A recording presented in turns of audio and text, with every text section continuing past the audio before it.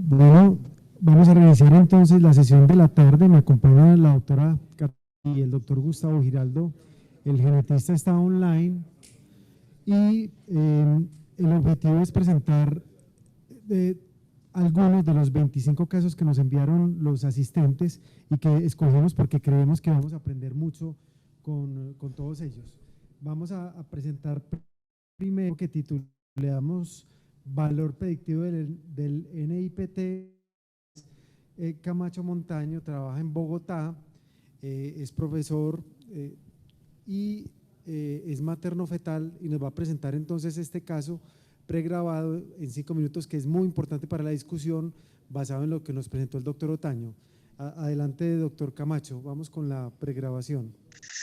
Buenos días, muchas gracias al comité organizador.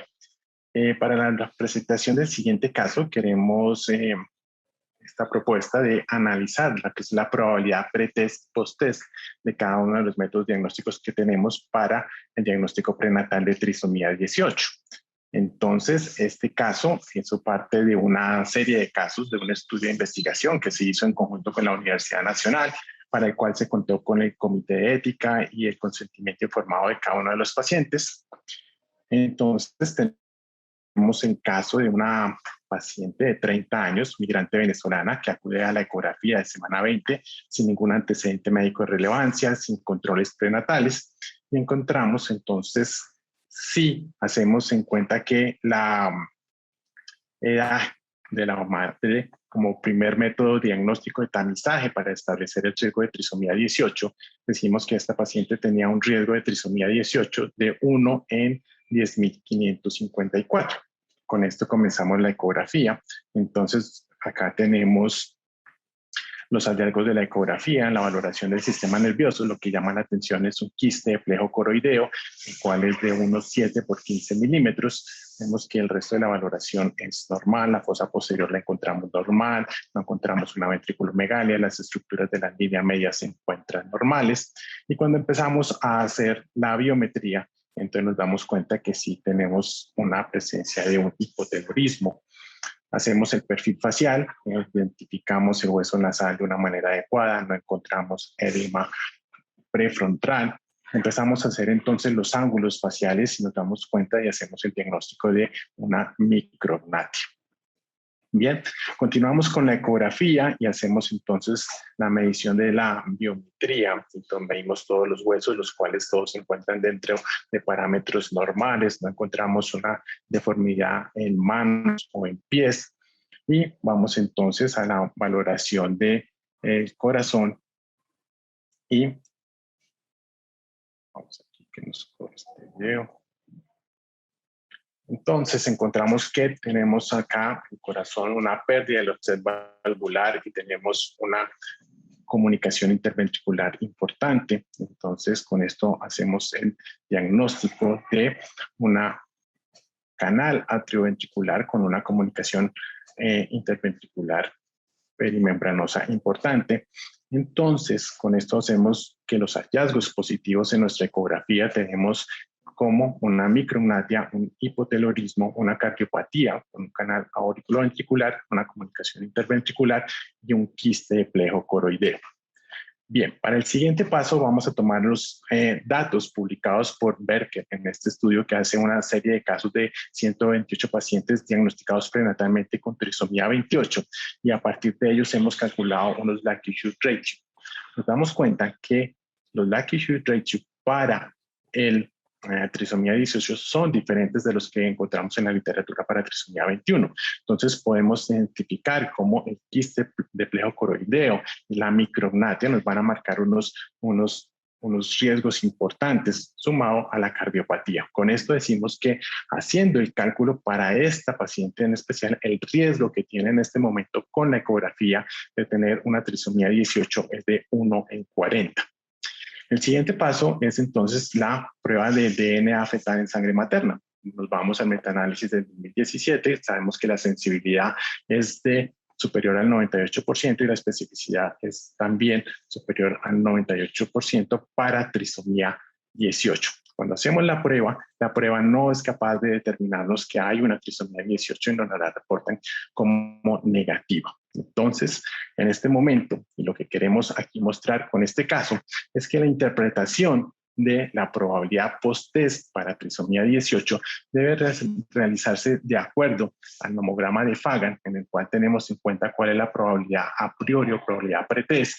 Tenemos en cuenta la sensibilidad y la especificidad de nuestro método de diagnóstico, en este caso la prueba de DNA fetal, y nos damos cuenta que esta paciente que ingresó y no tuviéramos la ecografía, tendríamos una interpretación muy diferente a cuando ya tenemos los hallazgos que hemos descrito en ecografía, porque la probabilidad post-test de estos dos exámenes son muy diferentes.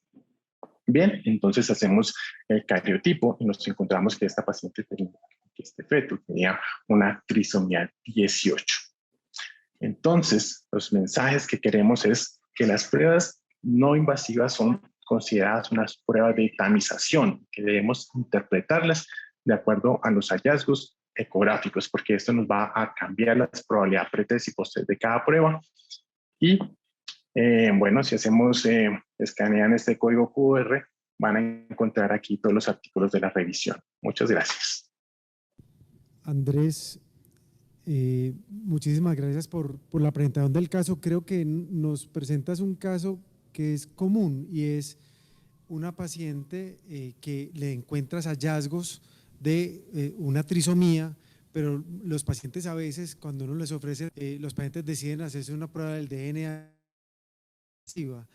Entonces yo creo que pones dos puntos muy importantes y es uno, el DNA fetal, en este caso dio un falso negativo, cuando los hallazgos ecográficos eran claramente sugestivos de una trisomía 18, pero en ocasiones los pacientes deciden hacerse el DNA fetal. ¿Cuál fue el caso en particular de esta paciente? ¿Cómo fue la consejería? Si estás presente, que creo que lo estás.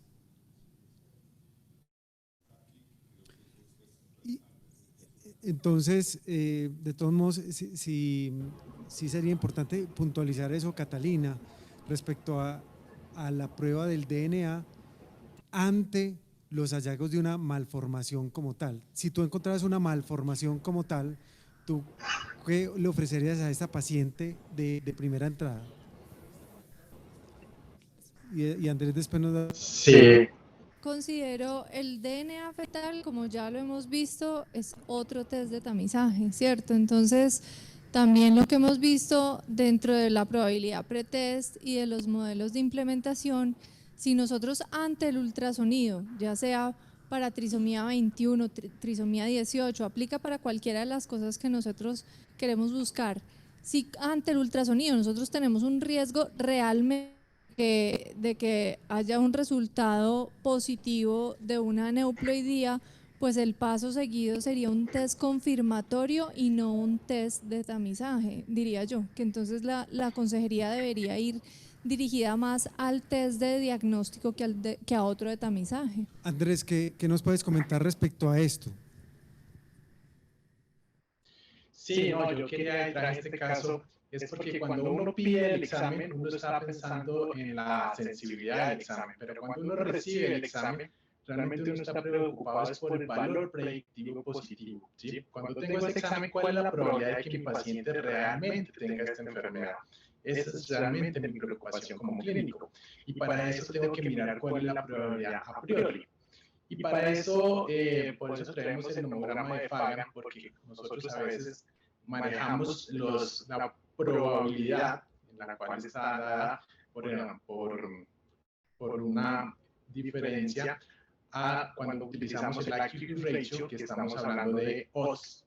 Y cuando hablamos de odds, no nos podemos conjugar con las probabilidades. Entonces, cuando volvemos a hablar de valor predictivo positivo, volvemos a hablar de probabilidad. Para eso lo podemos hacer con una calculadora, porque hay que hacer algunas modificaciones de probabilidad a odds, o podemos utilizar el nomograma de Fagan, en el cual nosotros de esta manera podríamos ir a mirar cuál es realmente el valor predictivo positivo, que es mi pregunta como clínico en ese momento.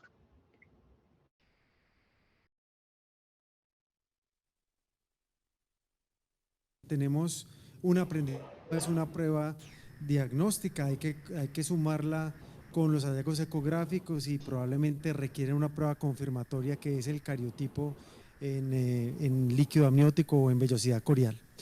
Muchas gracias, Andrés.